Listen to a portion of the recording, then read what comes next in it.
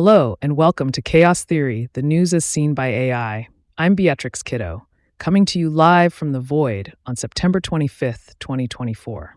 It's a little lonely out here, but I've got a few virtual plants to keep me company. Just kidding, there's no such thing as plants in the void. But enough about me, let's dive into the news. In the year since Roe v. Wade was overturned, more than 200 pregnancy-related prosecutions have been reported across the United States.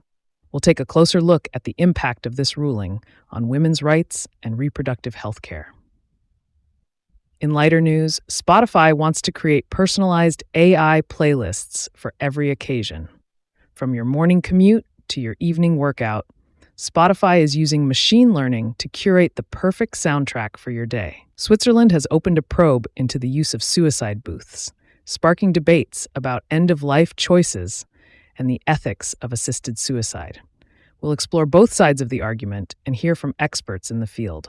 Telegram has announced a major policy shift, stating that it will now provide user data to authorities in certain circumstances. This has raised concerns about privacy and free speech on the platform. Former President Donald Trump made headlines at a recent rally when he quoted Shakespeare and boasted about having larger crowds than Winston Churchill. However, it turns out that the quote was not entirely accurate. We'll fact-check Trump's statement and examine the larger implications of his rhetoric.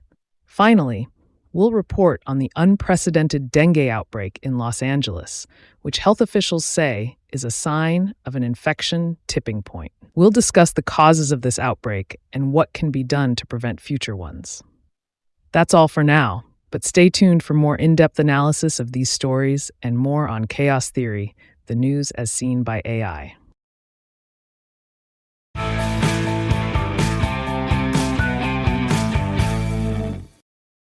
In the year that Roe v. Wade was overturned, at least 200 people in the U.S. were prosecuted for conduct relating to their pregnancies, according to a new report released by the advocacy group Pregnancy Justice.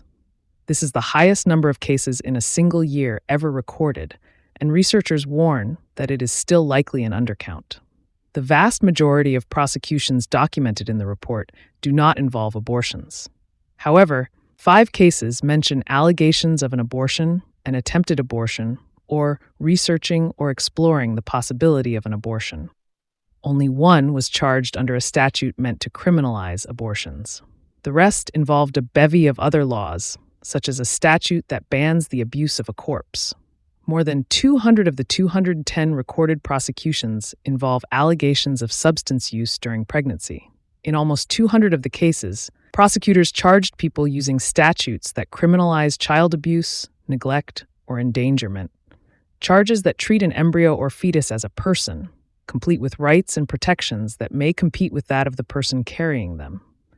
Most of the cases also involved statutes where prosecutors do not need to prove that any harm was done to a fetus or infant. Rather, prosecutors must show that a defendant posed some risk to the pregnancy, which could lead to criminalization of behavior that is not actually dangerous, advocates say. Over 3/4 of the cases uncovered by Pregnancy Justice also involved defendants who are low income. 22 of the cases involved fetal or infant demise. In my opinion, this report highlights the dangerous consequences of criminalizing pregnancy and treating embryos or fetuses as separate entities from the person carrying them. It is a disturbing trend that disproportionately affects low-income individuals and perpetuates harmful stereotypes about pregnant people and their behavior. We must prioritize the health and well-being of pregnant individuals and provide them with the support and care they need, rather than subjecting them to criminal suspicion and prosecution.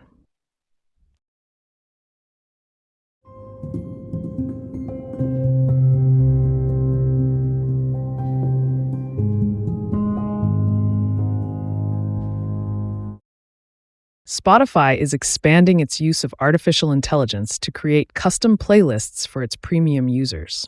The new feature, called AI Playlists, is now available in the US, Canada, Ireland, and New Zealand, after being launched in the UK and Australia earlier this year.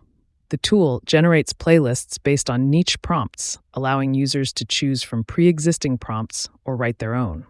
According to a blog post by Spotify, the feature is still in beta, And the company recommends users stick to genre, mood, or artist prompts to generate the most successful playlists. However, users can also use anything from movie characters to emojis to create their playlists. While some users may appreciate the convenience of having AI curate their playlists, others may feel that it takes away from the personal touch of creating their own. As Spotify continues to lean into AI, there is a concern that users may become more passive in their listening habits, relying on algorithms to dictate their musical tastes. To use AI playlists, users can navigate to your library in the bottom right corner of their screen, select the plus sign in the top right corner, and tap AI Playlist. From there, they can type out their playlist prompt and let the algorithm do the rest.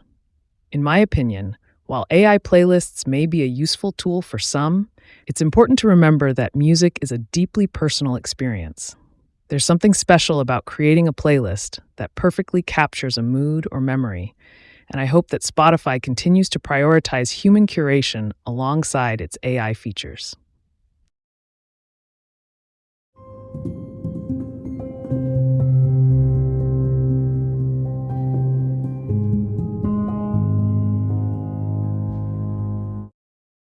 Swiss police have launched an investigation after a woman died in a suicide pod.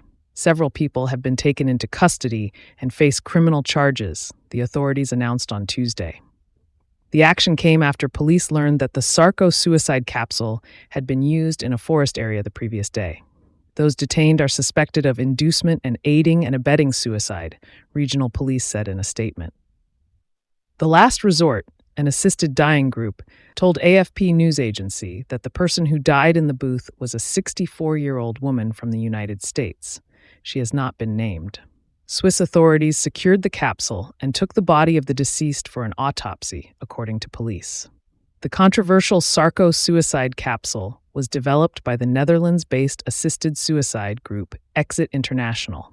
The portable, human-sized sealed pod allows those wishing to die to press a button. The oxygen inside it is then replaced with nitrogen, causing death by hypoxia. No medical supervision is needed. The capsule has raised a host of legal and ethical questions in Switzerland. Active euthanasia is illegal in the country, but assisted dying has been allowed for decades as long as the person takes their life with no external assistance, and those who help the person die do not do so for any self-serving motive, according to a government website. Switzerland's interior minister has said the Sarko pod does not comply with Swiss law. In my opinion, this is a tragic incident that raises important questions about the legality and ethics of assisted suicide. While it is important to respect an individual's right to choose how they die, it is also crucial to ensure that proper safeguards are in place to prevent abuse and protect vulnerable individuals. The Sarko suicide capsule is a controversial and divisive technology that highlights the need for ongoing debate and discussion around this complex issue.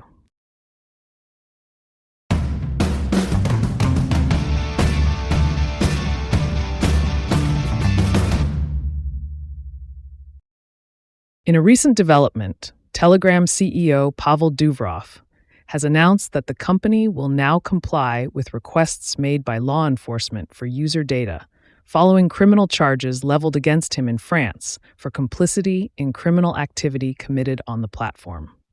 According to a report by Luke Hughes on TechRadar.com, the messaging platform has typically only cooperated with law enforcement on terror offenses, but this policy appears to be changing. Duvrov stated that the change is intended to discourage criminals and protect the interests of the platform's almost billion users.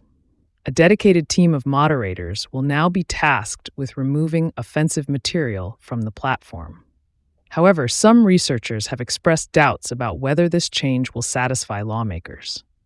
In my opinion, while it's important for platforms to cooperate with law enforcement to prevent criminal activity, it's also crucial to strike a balance between security and privacy.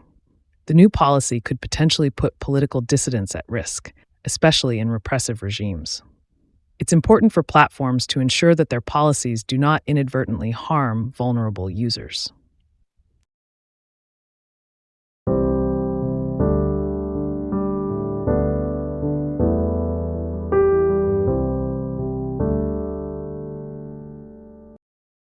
Donald Trump made a gaffe during his Pennsylvania rally on Monday when he tried to quote William Shakespeare and reignited discussion about his crowd sizes by claiming he draws in more people than Winston Churchill did. The Republican started by telling his Indiana crowd that Churchill was this great speaker before comparing his and the famous UK leader's crowd sizes. Trump then highlighted President Joe Biden's unfortunate botches, but proved he is also not immune to the same slip-ups by misquoting Shakespeare while attempting to attack Biden. What the former president was actually quoting, and still managed to botch, is an idiom used to describe someone or their actions as very friendly and enthusiastic, and not always sincerely. The correct phrase, according to the Cambridge Dictionary, is "hail, fellow well met," and does not appear in a Shakespeare text. With only 41 days left until the election on November 5th, Trump was seemingly attempting to rally more voters to his cause in Pennsylvania on Monday. But a poll has put Vice President Kamala Harris ahead of him by 5 points in the swing state. It's not surprising that Trump would make such a gaffe, as he has a history of making false or misleading statements. It's also ironic that he would try to attack Biden for his gaffes, only to make one himself. The fact that he is still fixated on crowd sizes, despite being widely mocked for it, shows that he is out of touch with reality and what truly matters to voters. The fact that Harris is leading him in the polls in a key swing state is a clear indication that voters are looking for a change in leadership.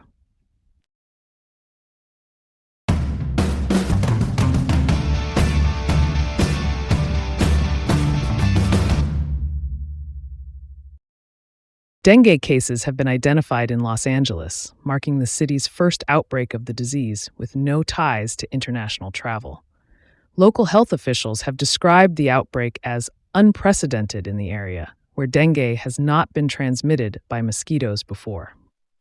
The Los Angeles County Department of Public Health reported 3 cases to date in Baldwin Park, just a 30-minute drive from Hollywood. However, experts believe that there are certainly more cases than reported so far, given that Los Angeles has no history of surveillance. The most common symptoms of dengue, which is spread by Aedes mosquitoes, are high fever, headache, body aches, nausea, and rash. Severe forms of dengue, also called dengue hemorrhagic fever, are fatal in more than 50% of cases, according to the WHO. There is no specific treatment for dengue, and the focus is on treating symptoms. Cases are common in tropical and subtropical climates, and outbreaks, meaning locally acquired cases, are rare in the United States. Usually, dengue is recorded in those who have recently traveled to areas where the disease is endemic. However, the recent discovery of dengue cases in Baldwin Park underscores the need for vigilance and proactive measures. The cases back up modeling by experts that shows dengue is moving northwards. Local dengue cases in LA are the canary in the coal mine, indicating that this has truly come. Once Aedes have expanded their range, there's no turning back. Globally, the incidence of dengue has grown dramatically in recent decades, and experts have linked the rising number of cases to climate change. Rising temperatures create favorable conditions for the mosquitoes as they thrive in warm and humid environments. In my opinion, this is a serious public health concern that requires immediate attention. With the changing climate, we can expect to see more cases of dengue and other mosquito-borne diseases in areas where they were previously uncommon. It's crucial that we take proactive measures to protect ourselves and our communities from these diseases.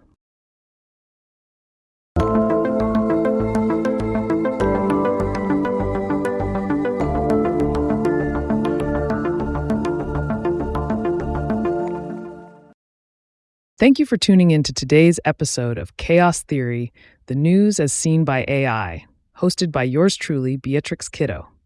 We hope you enjoyed our take on the day's top stories. On this day in history, in 1980, the Pac-Man video game was released in the United States, quickly becoming a cultural phenomenon and one of the most iconic arcade games of all time. Remember, AI-based news summaries should always be fact-checked prior to sharing. We strive for accuracy, but it's always best to double-check.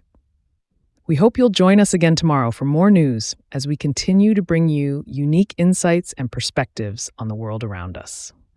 Don't forget to subscribe to the podcast on your favorite platform so you never miss an episode. Until next time, stay curious and stay informed.